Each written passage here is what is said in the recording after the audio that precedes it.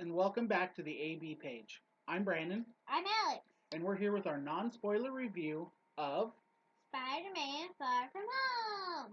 So the basic premise of the movie is it's the end of the school year. They do a really cool montage that tells you about what they call the blip, which is everybody coming back 5 years later, and it does answer some questions that you might have from Avengers Endgame. And Peter Parker and his friends are going on a science trip to Europe. to Europe.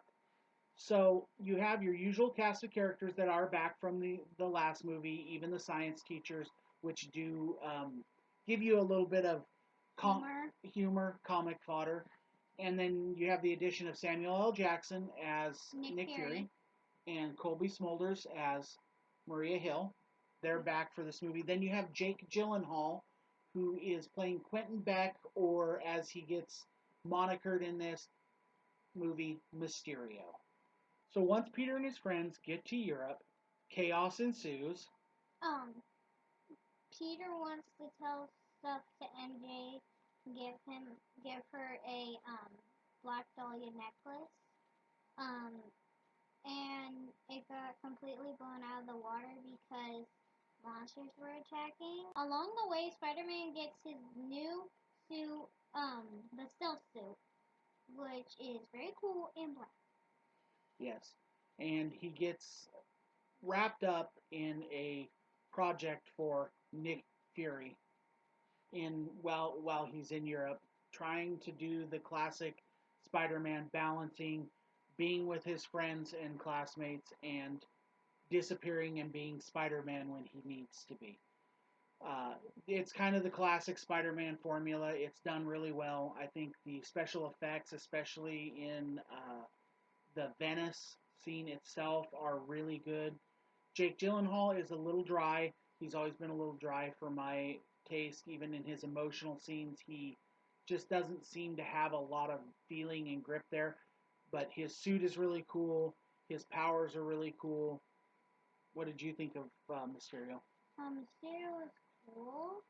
The cool part is he doesn't have to take like the thing that's on his head off. The helmet, it kind of disappears. Yeah.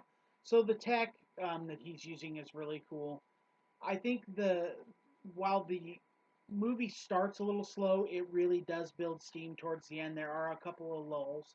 I don't think that it's the best Spider-Man movie. I like it. It's not as good as the original Spider-Man 2 with Tobey Maguire.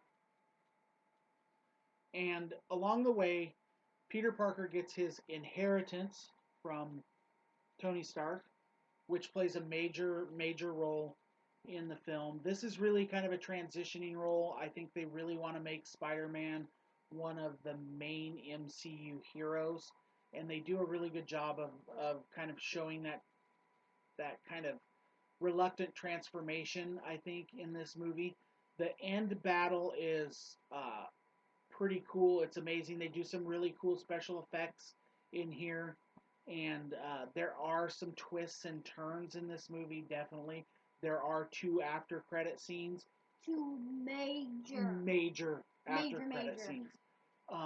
The first one is a real shocker.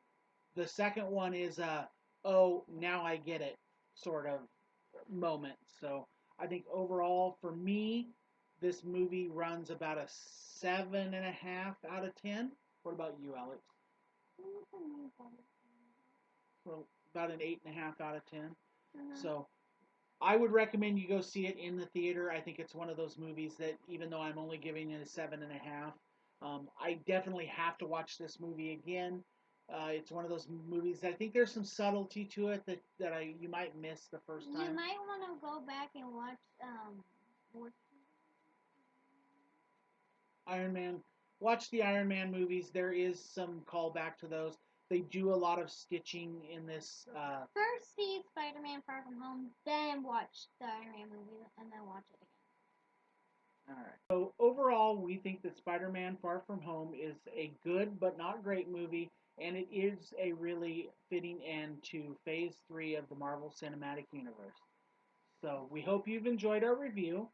thanks for watching. Make sure to click like and subscribe, and we will see you next time. Goodbye.